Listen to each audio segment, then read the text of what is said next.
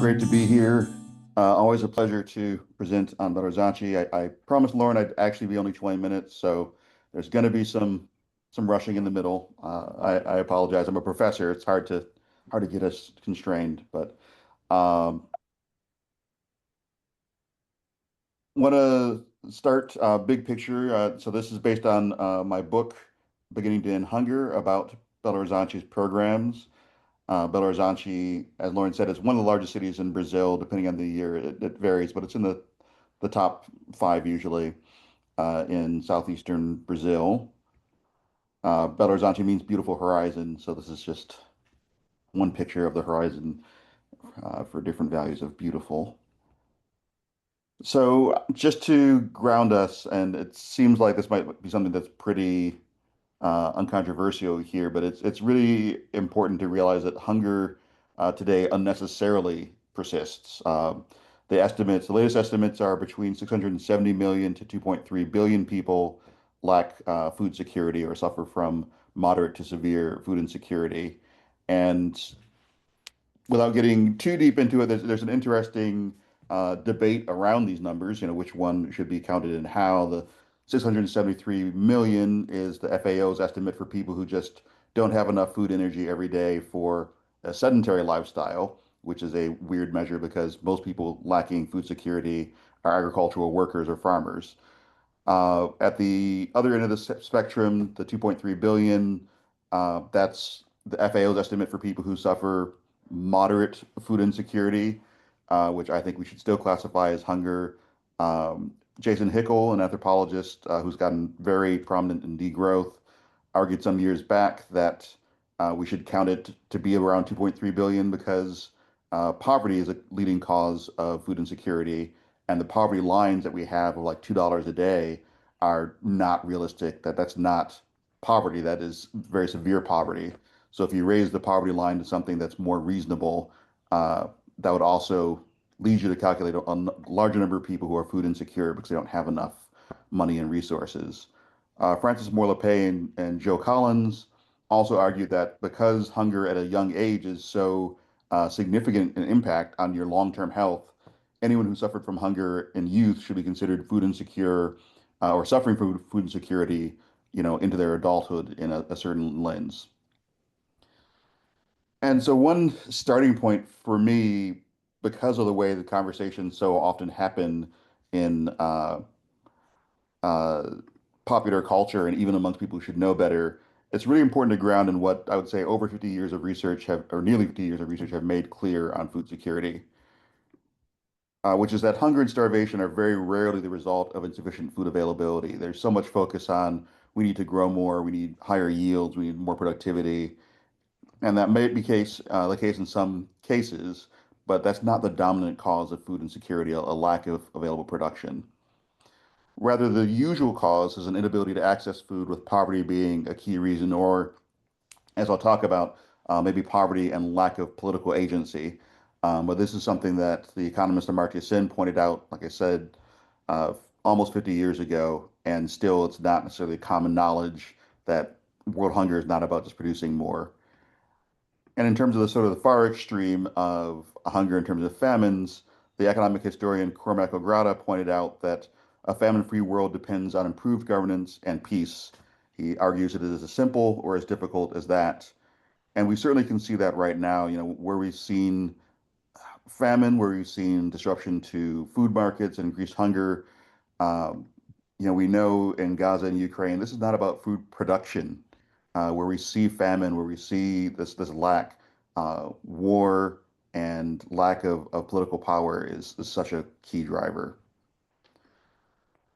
But pulling back a bit, again, to think about how do we define some of these terms. And so this may or may not be familiar to everyone, but this is the FAO's common definition of food security, when all people at all times have access to physical, social, and economic access to safe, sufficient, and nutritious food that meets their needs and food preferences for an active and healthy lifestyle. They have pillars within this, including availability. So, is there sufficient food supply? As we've said, or as I've said, that is not usually the problem, but of course, it is a requirement. Accessibility, do you have adequate resources, economic and physical, to actually get to food? Do you have roads? Do you have money? Do you have the infrastructure to get there? And do you have the rights and the resources to get access to it? Utilization, can you actually consume and benefit from adequate diet? For example, if you don't have safe drinking water, you actually might not be able to absorb nutrients from your food uh, from related problems. Sorry, I got to stop looking at chat here. Um, Stability, consistency, and resiliency of access is the fourth traditional pillar. These are the four pillars that they've been using for years. Recently, it's been proposed, and I would argue in part due to some of the work that me and colleagues like Cecilia Rocha have done.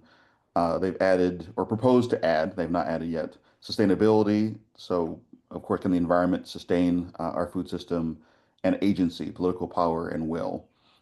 These have not been incorporated, but they've been proposed. So, a key element of my work when I think about Belo Horizonte and think about what it's accomplished and what Brazil's accomplished, it really has caused me to think more broadly of where food security has improved, what is behind that. And to me, one of the highest quality pieces of research that's out there around this question are from economists Lisa Smith and Lawrence Haddad. And they pointed out that there was a nearly 50% drop in stunting amongst children in the majority world, the global south, which is equivalent to around 100 million fewer children who suffer from stunting in that 40-year period. And when they looked at what the deep foundational causes of this were, they came up with this graphic and a lot of further data and concluded that that significant drop, that 100 million fewer hungry children drop, that these were the primary causes behind it. And you do see uh, here in the green dietary energy supply. So increasing the amount of food did contribute to decreasing the amount of hunger. But if you see, it's less than 20% from their research. And what we have much stronger access to safe drinking water, which I mentioned, access to improved sanitation, and very significantly, female secondary school enrollment is one of the key drivers. And they argue that this equality in education or increasing equality in education is one of the most powerful drivers for increasing equality for women's access to education, most powerful drivers for continuing to reduce hunger. So for many years, when I've given this presentation, I would say that the FAO definition leaves out sustainability and agency, and really that in a lot of ways, these are the pillars that have the strongest evidence of efficacy. If you think about safe drinking water, sanitation, and female equality. But now it's great that they have at least proposed it. Hopefully, they will adopt it because this has been for years my complaint that they didn't have these key elements. What's interesting is that for years I've also been using a framework from one of my mentors, Cecilia Rocha, who came up with what she called the 5 A's of food security. Very similar: availability, accessibility. She called one acceptability, so is it culturally acceptable as well as nutritionally adequate? Adequacy, is it sustainable and safe? And then agency, rights, and the political ability to demand and secure your rights. And Cecilia has argued repeatedly that we cannot achieve the first 4 A's of food security without agency. And the reason I introduced this framework is because when we look at Belo Horizonte's successes, uh, from my point of view, and looking at the actual literature that was written by the people in the government and the way they propose their programs, in many ways they're following a framework that's very similar to the 5 A's, which is no surprise because Cecilia has been very involved in studying it since it started in 1993. So Belo Horizonte, it's a city of a bit under 3 million people in southeastern Brazil. And in many ways, the programs that they developed were later scaled up into the zero hunger programs at the national level. And the mayor that founded these programs, Patrus Ananias de Souza, was one of the zero hunger ministers under Lula's second term. So, in terms of background in Belo Horizonte in the early 90s, they had around 40% of families below the poverty line. Around 20% of children under the age of 3 had some degree of malnutrition. And they showed from food surveys a general nutritional imbalance of not enough protein and fruits and vegetables in diets. So since the programs were founded in 1993 by Patrus Ananias, They've grown to a program that directly serves probably almost half the number of citizens every year through 20 programs, which include school meals, over 200,000 meals a day for all the public schools in the city, as well as a number of other schools that they collaborate with, private schools, education programs around nutrition, subsidized produce shops, organic produce fairs, programs that bring food directly from smallholder farmers in the surrounding area, and a lot of assistance programs for at-risk populations in terms of people who need shelter, unhoused, uh, retirement homes, daycares, and other places that may have higher risk of food insecurity. And all of this is for an annual budget that in today's dollars is around $55 million dollars a year.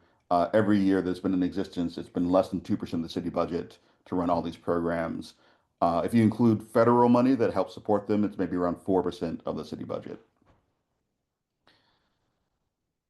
Another really important element of their programs, which is just so inspiring, is despite a lot of challenges, it's lasted over 30 years through 9 terms of 7 different mayors. And it's really rare and important to have a program that survives that much political turnover. Mayors from, I think, now 4 or 5 different parties as well. So, in terms of other elements of their results, they had a dramatic increase in consumption of green vegetables over the course of the early years in the program, as well as a dramatic increase in consumption of fruits. And at least in that specific time period, only one other major Brazilian city saw consumption increases in fruits and vegetables between 86 and 96. Also, in terms of some other numbers that we can get a hold of, this is only through, I think, 2015 there, but there was a around 60% decrease in infant hospitalization due to malnutrition, around a 70% decrease in infant mortality, and 60% decrease in under age 5 mortality, and a 30% drop in citywide hospitalization due to diabetes, which um, it's hard to necessarily draw all the direct lines, but that certainly could be in part due to healthier diets supported by the programs. So don't have a lot of time to go into all the detailed data, but actually just found another report looking at some of the results, and I made a URL for it here, tinyurl.com/PBH 2018. But as you can see, they estimated that they served around 90 million total meals in 2018 to citizens, most of those coming from serving in elementary schools and other schools in the city.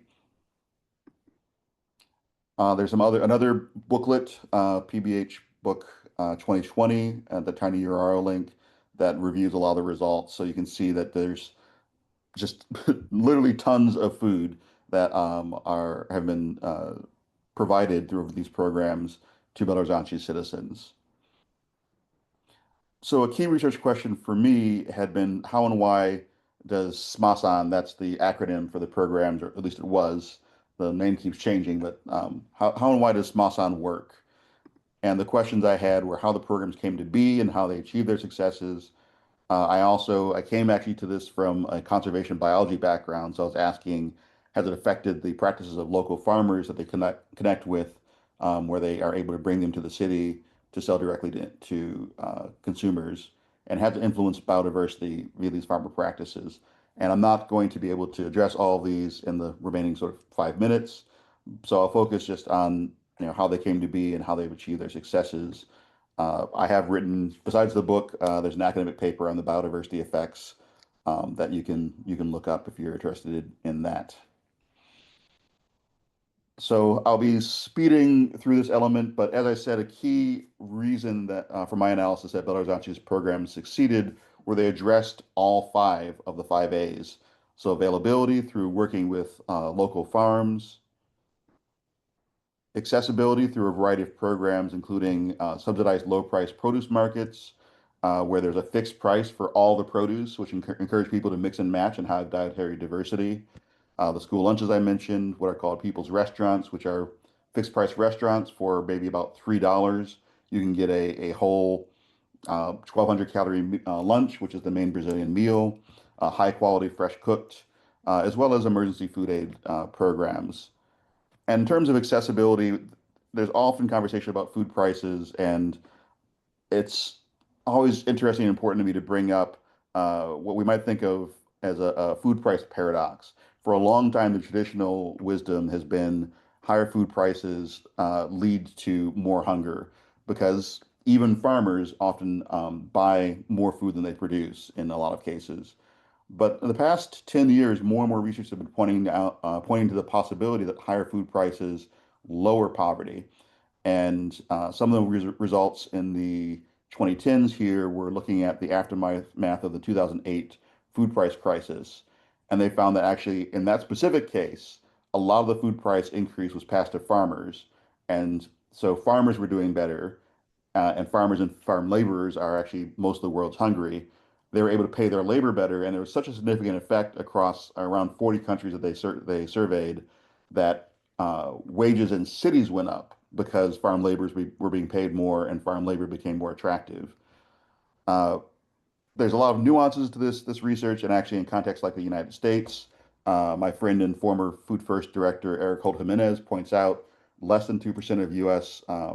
Citizens are farmers, and so you wouldn't necessarily expect to see that same effect. But if we think about the food system as a whole, farm laborers and food service workers, retail, it seems like there's actually a really strong possibility, again, of a uh, virtuous cycle where maybe fair prices and fair wages can amplify each other. So I think it's just too simple to say we need cheap food. I think we need to think much more nuanced than that. But going back to the five A's, after access, acceptability, nutritionists and cooks collaborate to design the meals for the school food programs. For the people's restaurants, the fixed price restaurants, they have purity and safety standards monitored by the city and a variety of educational programs around nutrition. And as I said, the people's restaurants, this number is out of date, so they serve probably around 20,000 people a day across four people's restaurants. And you have people who are coming in from the street who are without shelter, all the way to professors and doctors because the food is really good and the idea is food with dignity for all. In terms of adequacy, which is food safety and food sustainability, uh, the Office of Food Security in Belo Horizonte has food safety oversight. And over years, they've shifted back and forth into how directly they support agroecological farming methods, but they have opened an agroecology observatory in the past, I think, 5 years and a reference library. So there's a lot of interesting elements there that I think even some years ago hinted to their support for, but I think it's only gotten more significant. And from my research, there's possibly actually more ant diversity, which I use as an indicator for all overall biodiversity on the farms that work with the city. And as I said, you can read more about that in this paper.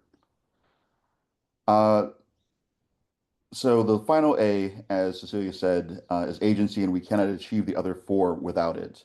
And this, I think, Belo Horizonte really leaned into with food being a right of citizenship from their point of view, something they've been using since the 90s as one of their guiding phrases. There's a focus on rights that everyone deserves access to food and citizenship as procedural justice, by which I mean participating in the programs as people who are monitoring it through food policy councils, not just as people receiving it.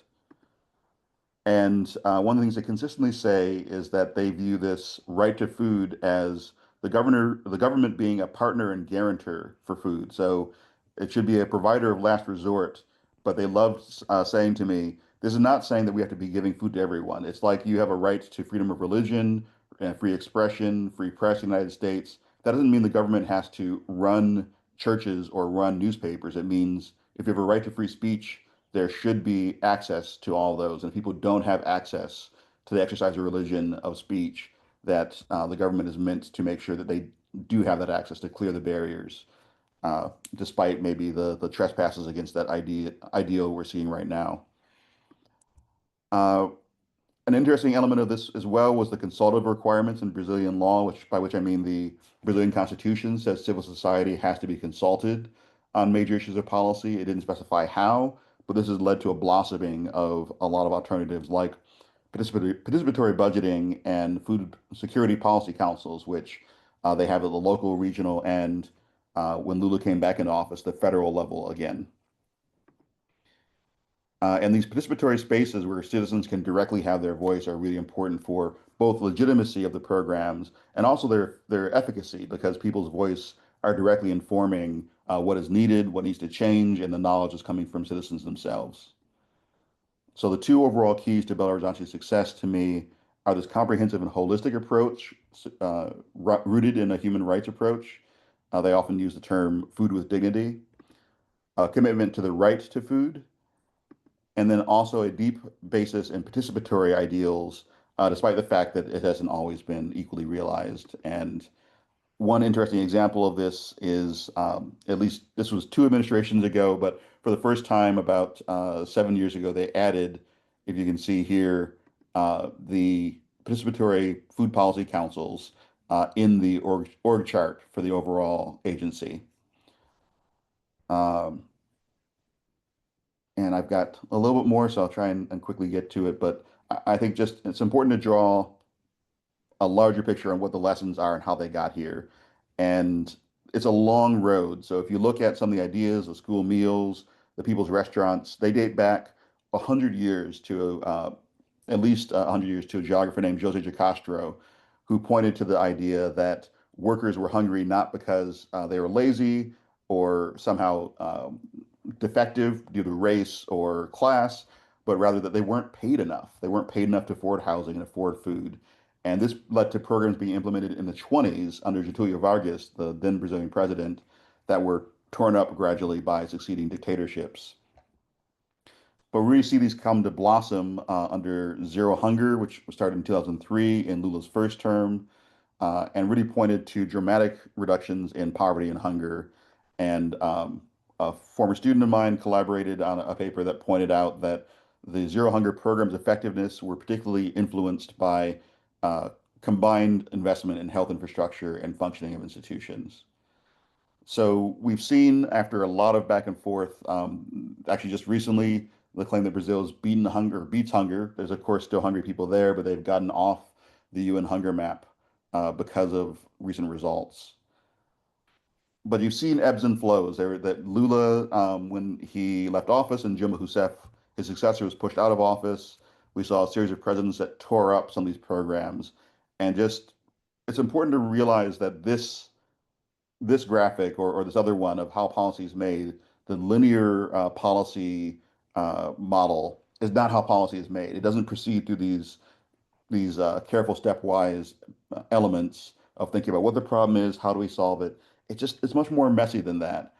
And of course, there's a lot of ways to try and think about it and deal with that mess, but just the one I favor is a modified version of what's called the multiple stream analysis. It was pioneered by a political scientist named John Kingdon, and his argument was essentially when three different streams in society come together, that's when change is most likely to happen. And for my purposes, I've simplified the streams to think of them as academic allies and policy specialists, civil society and social movements, and policy entrepreneurs and program administrators. And if you think about it, the point that Kingdon made is that all three of these groups are kind of in their own circles doing their own things. They're influenced by each other, but they're not constrained by each other, and they're not necessarily working together directly. But when they do, that's when change is most likely to happen and be effective. And I feel like if you look at Belo Horizonte and Brazil at large, that this is a really key element that you saw uh, in the resistance to dictatorship that came about in the late 80s and 90s. Philosophers, musicians, lawyers, people putting themselves on the line, professors, people who would went into exile or were being hunted down, and they still were there with the social movements despite their comfort, including people like Herbert de Souza, who was a sociologist by training, founded a national movement with thousands and thousands of local committees and was constantly threatened with imprisonment and other consequences. But yet he was staying there, staying in Brazil, staying with the movements. And even as you see setbacks, as Graziano da Silva, who is also a former minister for Zero Hunger, said, if it's been done before, it can be done again, which is how we've seen Lula come back in, and with Brazil Without Hunger, the new program name, making so much headway. So I'll end there about just pointing to that there are a lot of important parallels to the civil rights movement and the activation and the kind of work that was happened then. I think Ella Baker in particular is an under appreciated figure, and her organizing was alongside people, even driving people to the grocery store if they needed it when she was doing her movement organizing. It was very people oriented, and I think that that is an amazing legacy and part of what we need to learn about, as well as Fannie Lou Hamer's work on how food was a prerequisite for the civil rights struggle, having access to food. So I will stop there. There are a couple of my favorite quotes, but I'll just leave them here because I know I'm over time.